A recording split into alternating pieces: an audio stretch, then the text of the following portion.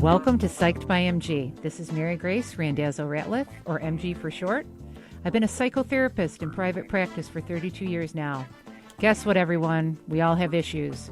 So it's time to lighten up and move forward. Let's stop letting our crap control us and take control of our crap. Hello, everybody. Hi, Barbara. Hello, Queen. How are you? What's going on? I'm doing. I have been busy. Well, you and me both. Oh my gosh. I know. It's hectic. It is hectic. I mean, this time of year, it's holiday time. Our offices are usually really busy. I mean, we got a lot going on. And then with the pandemic, of course, we're just constantly, we aren't getting our lulls that we usually get. But now and then in January and February, we usually get a lot. Right. But I'm concerned about what's going to happen this year. But what's heartbreaking is we don't have enough therapists to treat people. I mean, the waiting lists are running, 2-3 months. I can imagine. I mean, God bless you all, because, you were talking about how sometimes you're doing 7-hour back-to-back, and it's a testament to the fact that your services are greatly needed and that there are not enough people doing that. Yeah. For me as a coach as well, because my work kind of straddles some of what you do. Just, having people talk, and, this brings us back to the whole resolutions thing, because one of the things that I'm seeing happening a lot with me right now is people coming with, all right, coach, 2021 is my year, and, I've got my goals and my resolutions, and I'm like, the road to hell was paved with the best intentions. Can we back it up for a little bit? Let's look at this whole resolutions thing. Let's look at this whole goal setting for the new year thing. Let's look at it, because I have clients who've been setting the same goals for the last 3 years. I know. And it's sometimes the goal doesn't even, it's on paper and stays on paper. So I wanted us, for this show, because it's a great way to try to set people up as we go into the new year, 2021. Yep. And look at what is the deal about setting resolutions, and why I think resolutions, quite frankly, they don't work. Why they don't work? Yeah. What are your thoughts on that? Before we start. Yes, because we were going, right? We were already gone. You and I, when we want to go, we just want to go. The horses have bolted the stables. Come on. And like our producers will tell us, but when you guys do that, you forget. And it's I know. But you can find Psyched by MG and Generic African Auntie, which is Barbara Mangami's podcast that she does. You can find both on Google Podcast, Apple Podcast, Spotify, Anchor, Instagram, YouTube, of course, right here on Facebook. We love hearing from you. Please press if you're watching the show, if you're listening to the podcast. Please give us a comment. We would appreciate any ideas or concerns that you might have, and we would love to do shows around them. Some of the shows we are coming from people messaging us. So please message us and let us know what you're thinking, because we do care about all of you. This is the point of this podcast, to get you to, know you're connected to, and that we all have crap, and we want you to fall in love with the crap that you have. It's no big deal. So please message us. And again, now we can go back to, resolutions and why they don't work. They don't work, Mary Grace. They don't work. They don't. Them, and my life changed. I'll tell you why resolutions don't work. From my perspective and what I've seen with coaching. You know, people will get a piece of paper and they'll go, right, New Year's coming and I am going to lose 50 pounds. So January 1, I'm starting. And they'll be saying this like this time of year. And I'm like, start now. I'm like, no. I'm going to start. And I'm like, no, start now. Now, what are you waiting for January whatever for? Yes. Right? Yes. Like, what are you waiting for? That's an arbitrary day. Look, on the continuum, time-space continuum, what is the difference between starting today and starting at that other point?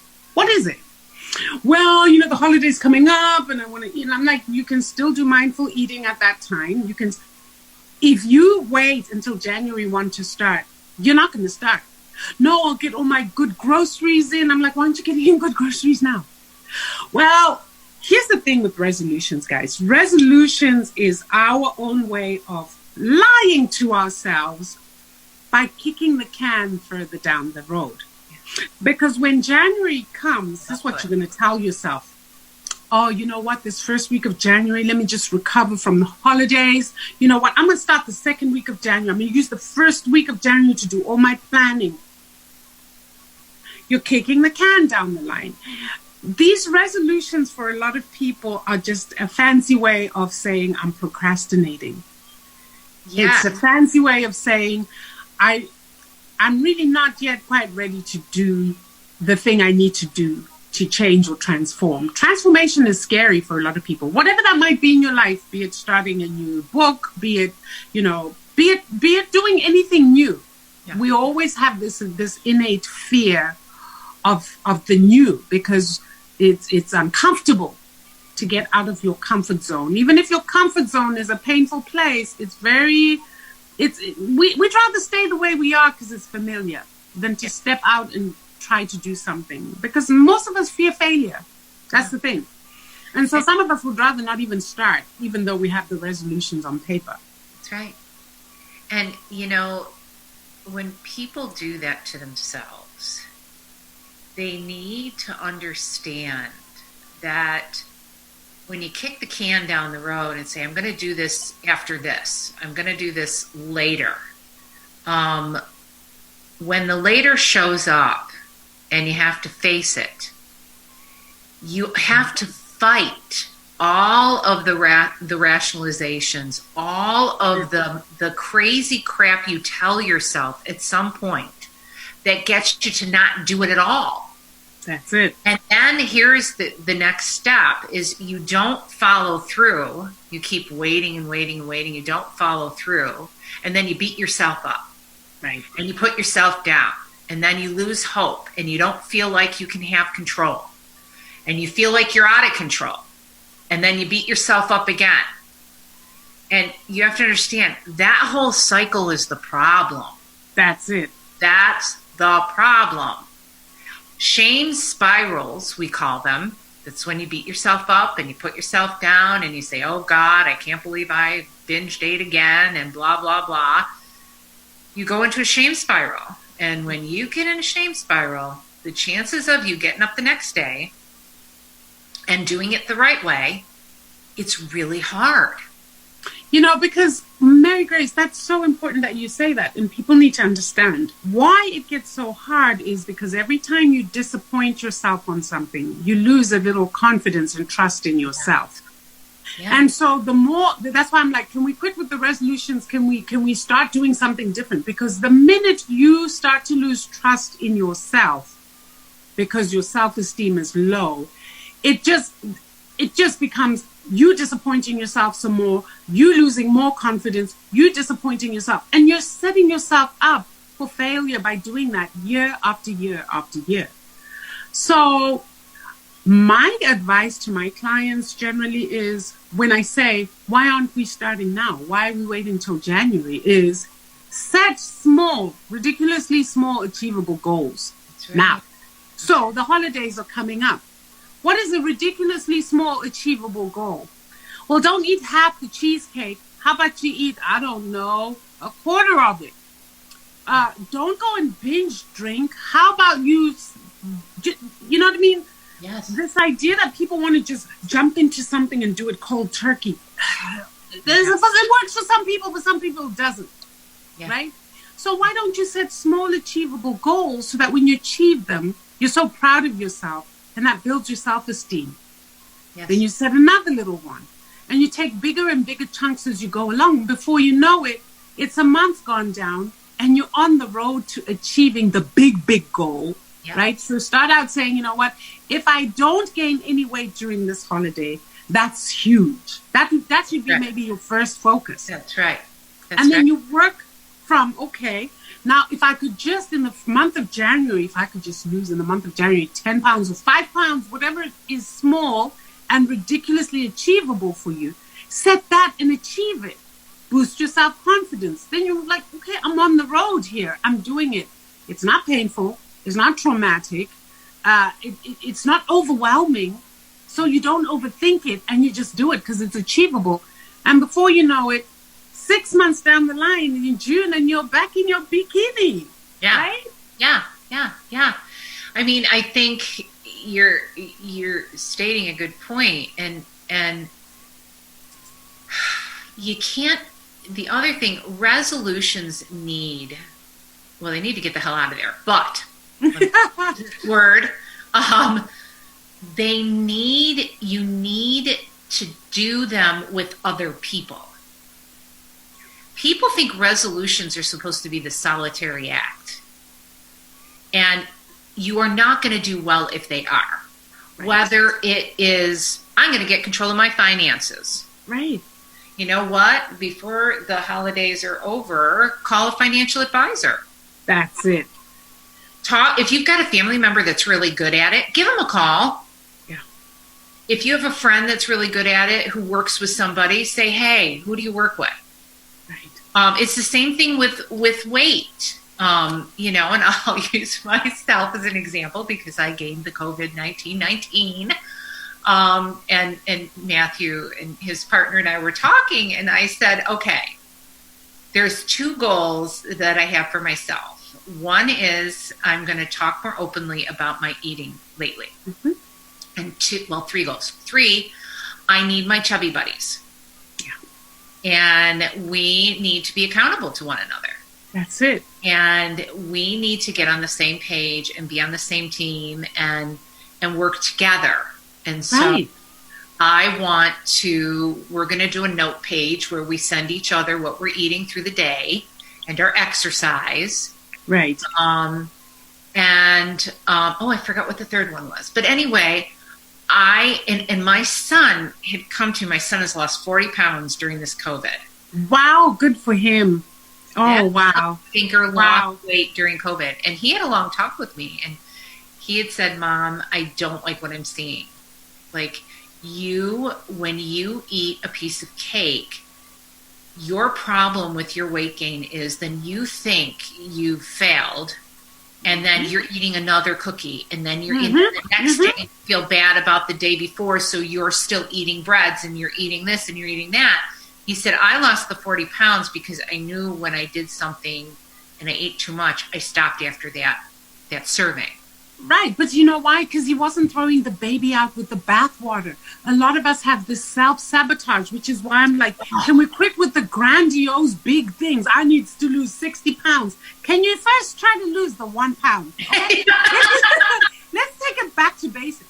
If you can shed the 1, then guess what? Then you can do 2. The next time you can maybe say, okay, I'll lose 4. But what we tend to do is 1 slice of cake is not going to take you from 45 to 60. Yeah. But in our minds, it does. It's that self-sabotage mentality. I've had a cheat day or a cheat meal or a snack that then turns into a cheat year. Yes. No! We got to get perspective on these things. And he's absolutely right. Yes. And it's a mindset thing that I work with a lot of my keto clients, which is like, I ate bread. And so I ate bread on Monday. And so that was the whole week done. I'm going to start again in 2 weeks. I'm like, by the time you're starting in 2 weeks, you'll have put on 15 pounds. Instead of fighting the 0.001 pounds, you just put from a slice of bread. Yes. Okay? Yes. So and when you put it that way, people are like, oh, Yeah. I didn't think of it like that. I'm like, yeah, so you had, for lunch, you ate half a cheesecake. How about for dinner, you just drink some ketones and go to bed?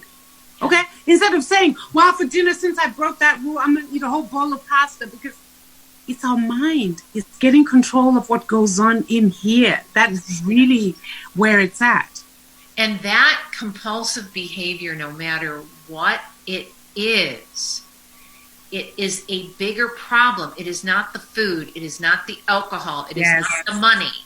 It is a bigger problem. What do you do when you're stressed? Do you know when you have stress? Do you know when you are afraid? What do you do when you feel anger? Mm-hmm. How do you deal with it? Now, I've talked about this before. I know if I get frustrated and I walk into the kitchen, I'm not going to have control because I eat anger.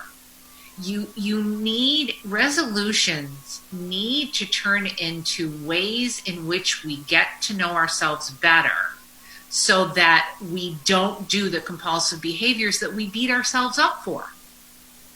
And then as you get to know yourself, you can know yourself so well to say, oh, like I'm already, my son and I sat down and had a talk and we said, okay, Christmas Day, Mom is not going to get panettone. Mom is not going to buy, the foods.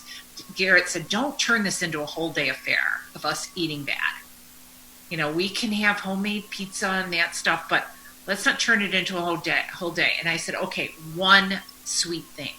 Mm-hmm. One sweet thing. Let's work together. And so you have to connect with other people. You have to understand you have coping mechanisms and impulse control problems that are leading you to act out in these ways. You have feelings that you don't deal with very well, that you run from by doing this compulsive behavior and not allowing yourself to land in whatever it is that's causing you any form of distress.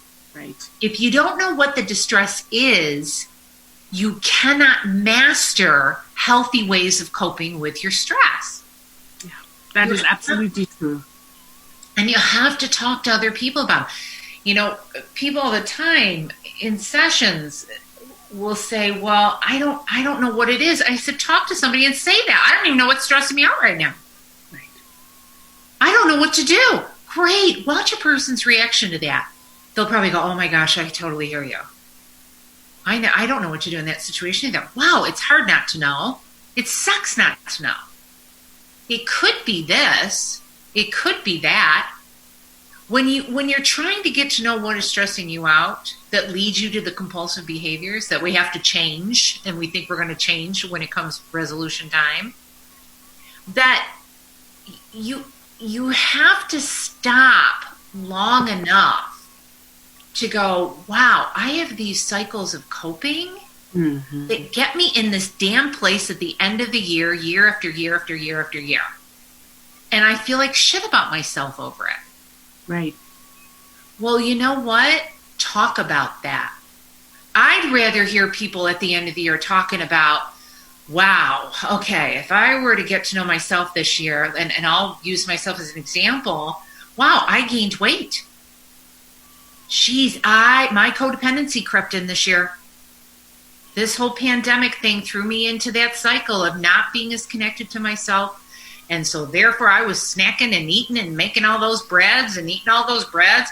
I mean, oh man, girl, don't talk about bread. Yeah. And you know what? Okay, big deal. Big freaking deal. Where am I today? Where am I today? And the first thing I did was I started talking about it and saying, wow, I'm watching myself gain weight. I'm not comfortable. I'm gonna figure this out and start to take care of myself. And I took a day off of work. Mm-hmm. And I was like, oh, wow, I was more burned out than I thought. Right. And that's something that's important. The more detached you get and the longer you're in that detached cycle where you don't know how you feel, you're not feeling your fatigue, you're not feeling your aggravations, you don't know what you're mad about, you don't know if you're afraid, the longer you're in that cycle, the worse it gets. Yep. Because people say, how are you? And you go, I don't know. I'm just busy. I'm just Because busy. truly you don't know. Because truly you're not in touch. Because truly you're so busy and so hectic that, yeah, you don't know because you're not in touch with yourself.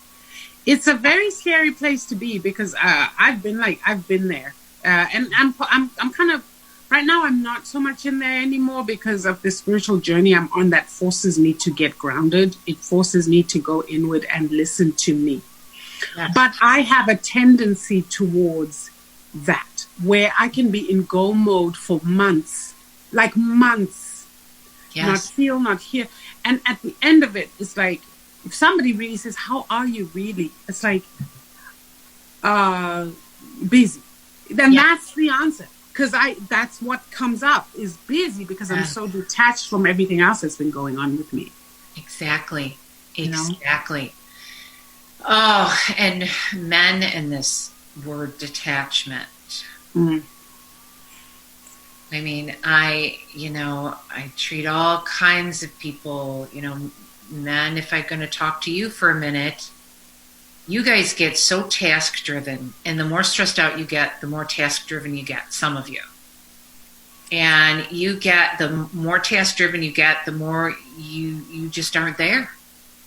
You're not there emotionally. Yeah.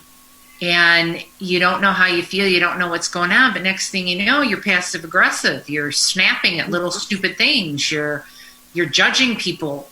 You're criticizing too much. That's it. You're walking into a room and everybody can feel your energy. Yeah. You walk into a room and you start fussing about things like, oh, who left this book over here? Who left that over here? Who didn't put the cushion right? Why is this cushion on the floor? It's like, dude, it's got nothing to do with the cushion. Yeah. What's going on? Yeah. And it's up to you as men. I need you to get to know that. This whole task thing, this whole, passive aggressive, there's a good book. It's called Passive Aggressive When Being in Control Gets Out of Control. I recommend you guys get it because you have to really learn how to get connected. And that your passive aggressiveness, on the end of the passive, it is aggressive. Mm-hmm. Criticizing others, picking at others, their vulnerabilities, their mistakes, acting entitled. You are really hurting people, and you're making people walk on eggshells. And this kind of person can also get into the whole, I've got to work out. Nothing should come in the way of my workouts. I need my rest. You're comfortable with working out and you're comfortable with sleeping, but you're not good at really getting to know yourself and what you're going through. And because you don't do that, how much that's a ripple effect to other people and how hard you can end up being, how hard you can be on people. Right. Especially at the end of the year, people in the corporate world, it's year end, people who work for, the big three, people who work, in business, people who own their own businesses, guys especially, if you're snappy, if you're struggling, if you're eating too much, if you aren't sleeping well, you're going to hear this. Like, that end of the year, and if you start getting into resolutions and it's only including I'm going to lose weight and I'm going to get fit, you aren't going to win. You aren't going to win. You got to get to know yourself. You got to get to know yourself and know yourself well enough so that you can really achieve a different end of the year that you've had probably the last several. And for men, my guys right now, I'm really having heart-to-hearts about this, that this detachment you have has such serious ramifications. Yeah. You can't protect anybody when you're detached. You can't protect anybody. When you don't feel things, again, we've talked about this so many times before, Barbara, your emotions are alert systems that something's wrong. Oh, absolutely. They are the signal that something needs to be looked at. They're the alert. They're your red flag, really. Like, yes. you're feeling a certain way means there's something going on that you need to pay attention to. Yes.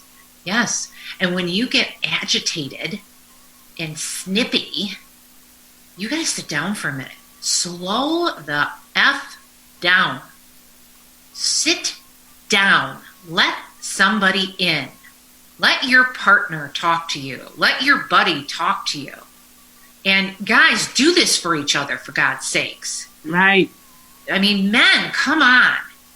Ask your friend, if you're noticing that their blood pressure's up or they haven't been in the best mood, go grab the sub sandwich and sit down and go, hey, are you all right? You don't have to use a lot of words. Are you all right? Because you seem so stressed out. And then, guys, if someone's asking you that question, stop for a minute, take a breath, and go, I don't know, man. I'm not sleeping. Or, right. My blood pressure is too high. Right. I put on weight. I'm drinking too much. Connect. Don't turn it into some resolution at the end of the year that I'm just going to start working out. Well, if that's your resolution, how come? What's the problem? Right. Exactly. Why didn't you get up and do it? Because it's a lot more to the resolution than meets the eye. That's why I said a lot of these resolutions end up on paper. It's easy to write something on a piece of paper. That's right. Gosh, if I could fill a notebook with all the resolutions I've made over the years, and that were never accomplished. I mean, I'm just going to be frank, permission to be vulnerable here. Yes. I teach on this now because over the years, I have learned some things about myself that have helped me on this journey. And like I said, one of them is, it doesn't sound fancy when you say to people, you know what, I just want to eat healthy and therefore I'm going to pick a few things. People in your mind are more impressed when you say, oh, I'm losing 100 pounds this year. Oh, wow. Well done. Yeah, that gets more of a response and a reaction. But then when you're by yourself and you sit down and you look at that, you choke. Because that's too big a chunk. And then ask yourself, even the 100-pound weight loss I want, why? What do I get at that? Because remember the story I always tell you of how, I've had clients who say, I'm going to lose 60 pounds because I want to fit into a nice pair of leggings or jeans. And they will do it. Because then they go hard and fast for, say, 6 months, shed that weight, get into that dress. And guess what happens after that? They start putting the weight right back on. And it's like, what happened? Because if that was your end goal, if literally your end goal was that material, that's right. Then when you achieve it and you have not done the inner work that's required, if your goal is not just bigger than self, if your goal is your resolution is not bigger than that, you're going to get there. You will fit that dress because it's there reminding you every day that I'm going to fit into you, and you're going to fit into it. And then what? Now you've done that, and then what? You're going to spiral right back because the old narrative that needs to be worked at before you can even engage your resolution is still playing. It's been playing all along. You just had a short time where you focused for a minute, where willpower could carry you for a minute, and you got through it. But now you're back, and you're backtracking. You're going backwards again. What happened? That inner work is so important to any. That's why resolutions don't work, because they don't come from inner work. Resolutions come from your mind. You telling yourself, I got pen and paper. That's what I'm going to do. I'm going to write an epic novel, right? I'm going to lose 100 pounds. I'm going to, I don't know, whatever it is you want. It's easy to do that. Yeah. But have you done the inner work to meet those resolutions where they are? Yes. And be accountable to people. That's it. That's where your tribe is important. That's right. Don't be the Lone Ranger with some of this stuff. As a writer, you need a writing community. You want to shed some body weight, find a community that's shedding body weight in the manner that you're comfortable with. If it's keto, find a keto community. There's so many, even here on Facebook, online. I think I'm part of like 1,000 keto groups. Yeah. Right? If it's paleo you like, if it's weight, whatever it is you want, find your tribe. Yeah. Find the community where you wake up every morning and you're going to do the thing because not only is it for you, but you've got other people depending on you to succeed so that they feel encouraged. Yes. If you make your resolutions bigger than you, Yeah. if you make it more than just about yourself, if you attach it to something noble, like I want to help my keto community by being the example, or I want to write this novel because it's got elements in it that will change the world consciousness, whatever it is, make it lofty. You're more likely then to have that bigger vision that allows you to do the small steps and goals in between to actually, achieve your resolution. And again, watch out for when falling down is such an important thing to master. Mm-hmm. Don't go into what we call shame spirals, self-abuse. You have to learn how to be a good parent to yourself. And people fall off resolutions because the self-abuse is started, because you can't be perfect. Understanding how to handle the mistakes is just as important as figuring out what works. Exactly. Well, the mistakes are part of the figuring out, right, Mary Grace? So you're making mistakes and you're figuring out the mistake is the thing you did that didn't work. So what's the lesson there? Well, that thing didn't work. I'm not going to do it again. Let me look for an alternative way, a different option. Yes. What will work, right? So the fail is, I call it failing forward. Yeah. Where you're failing to learn a lesson. The reason you're failing is because something isn't working. Yes. Now you needed to know that. You needed to know that. The only way you could have known that is if you failed. Yeah. Right? That's just logic. So then now you know. You failed. Okay, you failed. I didn't say you're a failure. Right. What's the difference? I said you failed. Yeah. Now, you know that doesn't work. Let's shift perspective and learn the lesson. That didn't work. What does? You'll try something else. You'll fail. Yeah. Okay. You're failing forward. That didn't work either. Do you know that Einstein worked that way? That's how basic science works. We come up with this amazing hypothesis, right? And we'll say, the COVID-19 vaccine will do X, Y, Z. That's where we start with that declaration, hypothesis.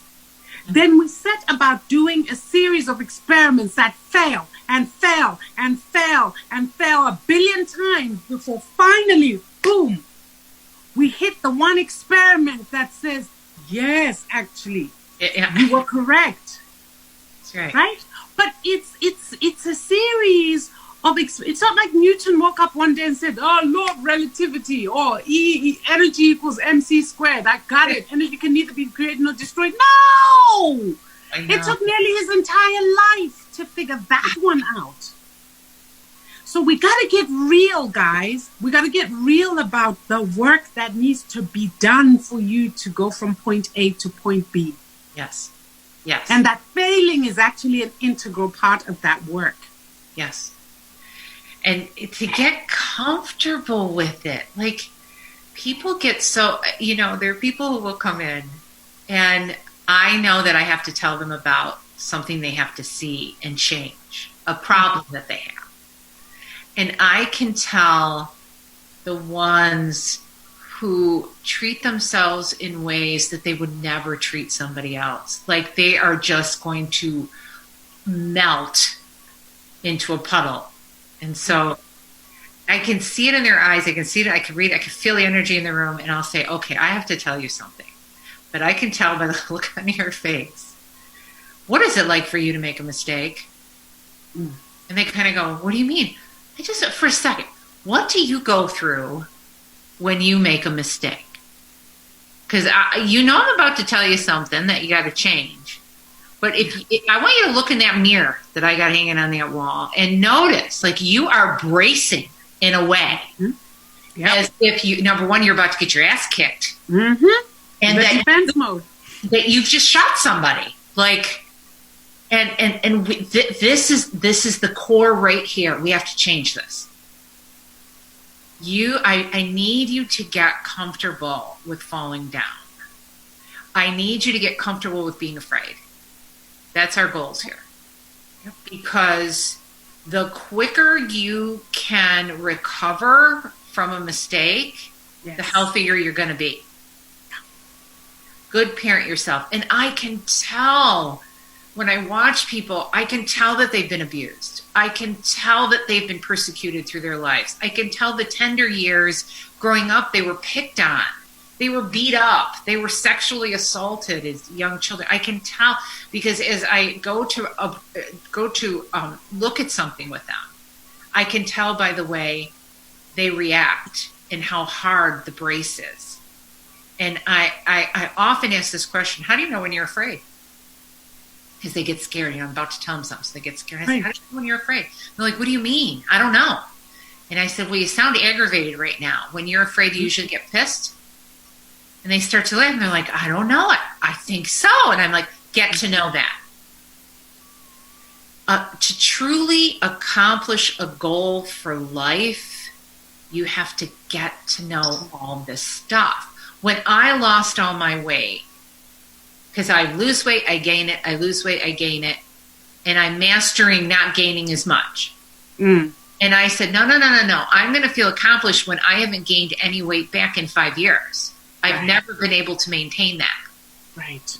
I'm going to really celebrate when I hit that in 5 years and I'm not going through recovery, because I know how hard it is for me personally when I'm stressed and how I grab food. Yeah. And I found out from my dad recently that I was a kid who was starved. Not fed in the first year of life. And so I have an anxiety connected to food. So when I learned that, I went, oh my God, no wonder I have a butler's pantry that's so packed with stuff and I can never, I'll get anxiety. I learned that about myself. Right. So now I go, oh, just breathe. You're an adult. If you're hungry, you can go someplace and buy food. Exactly. You're not a little child who's dependent, who gets starved. And so I learned that about myself. And I through the years have said, okay, my achievement, number one, isn't going to be a resolution. It's going to be an exploration of the self. And falling in love with the wobblies and the insecurities and the mistakes that I think are funny as hell, and just getting comfortable with embarrassment and feeling foolish. And, the silly darn thoughts that we all have when we, screw up. Fall in love with it. Send that love, and it will change permanently. It will get better. So it's something that, I have a friend, she struggles too. And I said, yeah, I gained this weight back. And I said, I'm struggling. And I thought, oh, I'm laughing. And not one part of me feels any bit of shame. Right. I feel human. I feel humble. But how good it feels not to feel shame. Yes. And we started laughing. We were kidding around saying, geez, this liposuction work. I'd ever do it. But we were laughing with each other. God, what about wiring the jaw shut? Oh, hell no. See, I could not do that. Okay. No, that is all a joke, everybody. That is. I know. But I wanted to interject here because I think it's so hilarious what my reaction shows you about me is that if I set myself something to do something, I still want the freedom to undo it if I want to. See the rebel inside me? Total rebel. So now you want to wire my jaw shut because, so that what? Okay. If I want 2 pints of ice cream, which I'm not saying I want right now, but in the event that I want it, I want the freedom to be able to get that sucker and eat it. If you wire my jaw shut, what am I going to do? I'm going to melt it. I'm going to suck it in with a straw. Is what I'm going to do. Because I'll find a way. So wiring the jaw. You know it. The what do they call this? The gastric bypass. There's a reason these things aren't working. It is precisely that you've got people That's who, right. if you don't do the inner work, you will find a way around the wired jaw. You understand me? You'll get somebody to chew that steak and you'll slurp it up. That's right. You'll put it in the blender. You will have what you want. by hook or by crook. And the surgeons who do gastric bypass, they preach this all the time. They say, you have to change. You really have to change for this. Do they have, though, a program? Because sometimes I think there's a bit of irresponsibility. I mean, I'm not in that field, so I don't know. But I've dealt with clients. Program. The good ones I've dealt with clients who don't seem to have had any amount of counseling around it that is sufficient, and who have had this. They lose a hell of a lot of weight. Then they just go back to finding ways to get their goodies. Like, right. Okay, I'll suck on a whole bar of chocolate if it takes me all day. I don't care, but I'll do that. Then they get malnourished because they're not getting in the proper nutrients they need because they're opting for their favorite foods, the foods that got them into trouble in the first place. But the space is too small. So then they'll be like, you know what? Forget the vegetables. Forget the fruit. Let me slurp me up some ice cream. There's only a tiny bit of space. So again, the mindset work is critical. And some of them end up with problems. Like I have one of my clients went into sepsis, and she flatlined twice. Right? Because now they had to go in there, and then they had to undo where they'd put this ring or whatever it is they call this thing that they'd put there, and it was all rotting, and it, bloodstream issue, sepsis. And so I sit back and I'm like, because the work wasn't done. Now we're doing the program that I run, and she's still struggling, but at least we're doing the mindset work. And I'm like, wow, this was a disaster averted. Because despite the fact that she now, at the point that I met her, she now had a colostomy bag because things went haywire and everything. She was still slurping the ice cream. Does that, you know what I mean? And that mindset work is critical. And that's also a shout out to surgeons who do these procedures, and doctors and psychiatrists. There is no magic pill. And people in my field, when I trained, knew that through our course, and the psychiatrists knew it. Now, there were some that didn't care, but we knew it is a tool in the box. Right. We have to deal with the underlying issues. There are so many people, and not all, and hear this clearly, I'm not saying all people, but when they put on weight and they deal with layers, they have a trauma in there that has never been dealt with. And so as they come out into the world and expose themselves, they get triggered. And next thing you know, why I was so motivated. What's happening to me? Well, you've got an underlying issue that you don't even realize is going on. Right. You have to talk to a therapist. And make sure the darn therapist specializes in that. Because you can go to a therapist and they don't know what they're doing. But it is connected to a trauma. So you need to do some trauma work, especially people who deal with severe obesity. Yeah. It's so absolutely important. It's critical, yeah. That when so many sexual abuse victims will put extra weight on to cover themselves up. Yeah, it's protection. Yeah. It's a protective mechanism. That's why I keep saying the mind is a very powerful place. And if that doesn't get worked on to fix the wiring and to exchange some of those narratives that are constantly running, I tell you, you can talk to a person and they will hear you and tell you, yeah, I know what I'm doing is terrible. I know.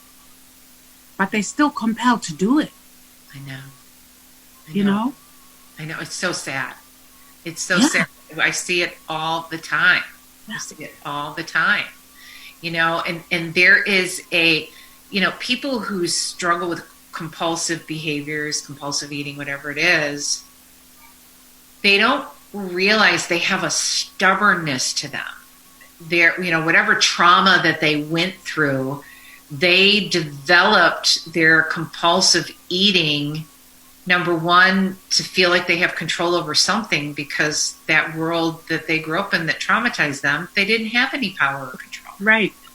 So it's about a control issue.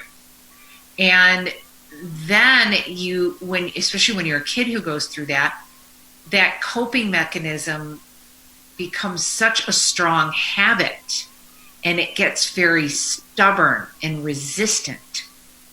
And sometimes when someone's sitting in my office and they start doing, you talk in a certain way where you rationalize why you need a resolution. Why I'll just wait till after the new year. And, someone like Barbara is saying, but why not start now? And they'll say, but.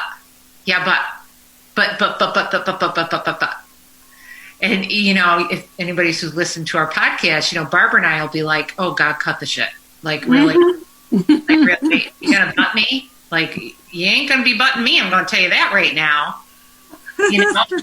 It doesn't work. Number one, how's this work? This rationale that you're spinning your freaking wheels on, how is it working for you? It doesn't work. And you said the same stuff last year, and you're still in the same spot. My God! You made the same, because I tracked people, right? So I've got your stuff written down when we're talking again. Resolution time. I'm like, yeah. You said exactly that verbatim last year. Yes. As one of your reasons why we're gonna wait. Yes. Yes. Right?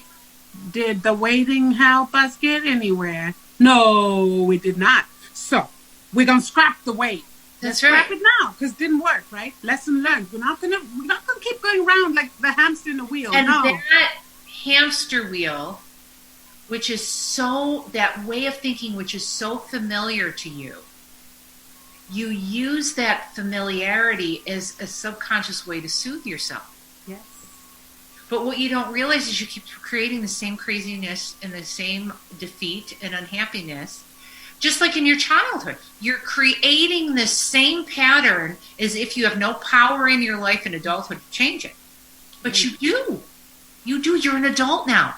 The war is over. Post-trauma stress. That's it. You learn about triggers so you can differentiate what you're choosing to do. Right. You don't need the old stubborn ways. It's safe enough now to stop covering yourself up, stop doing the old behavior patterns, stop your stubbornness, start to listen. And are you going to get some feelings? Yep. They were never the problem. Right. You have a good cry, you fall asleep. I've never had a client in 30 something years now that died from crying. No. They don't. They fall asleep. They say, oh my God, I cried so hard I fell asleep. Oh, good. Was it a good rest? Yeah, actually it was. I'm like, yeah, you got your release. Good for you. There you go. So the whole resolution thing, it's such a big layered issue, and it's hard to watch for Barbara and I both, because we watch people do this thing where it's like running into a wall over and over and over again, and we go, oh my God, stop hitting the wall. The door is over here. Now, if you follow me, I'm going to send you through the freaking door. Right. And the person goes, yeah, but I'd like the door here. But the door ain't there, dude. Yeah, exactly. It's wall, touch, wall. It's over here. Are you and ready? You thought the door was there last year, and how'd that work for you? It didn't, right? So you're gonna end up with a big old forehead like this. So you're gonna crack your head, but that door's not there. Yes. It's the narrative, isn't it? It's so deeply ingrained, and it keeps going. It's a habit. Powerful. It's familiar. It's stubborn. And the other part you have to know, the person who's helping you have such trust issues. You are so scared to let go and just follow. People in your life fucked it up. They hurt you. So I understand why you aren't following and going. But at some point, you have to learn to differentiate. You have to learn to discern, this is a good person who's really here for me and going to help. You have to have blind faith. You're scared. Watch that person who you're trying to follow. Watch their behaviors and their words and make sure they match. That's how you know you can trust them. If they're there for you every week, if they're talking to you, if they're honest, if they're transparent, give it a shot. If they have experience, give it a shot. And push through your trust issues. Because it isn't just about you have to learn different behaviors. You have to begin to trust that somebody can lead you. That's it.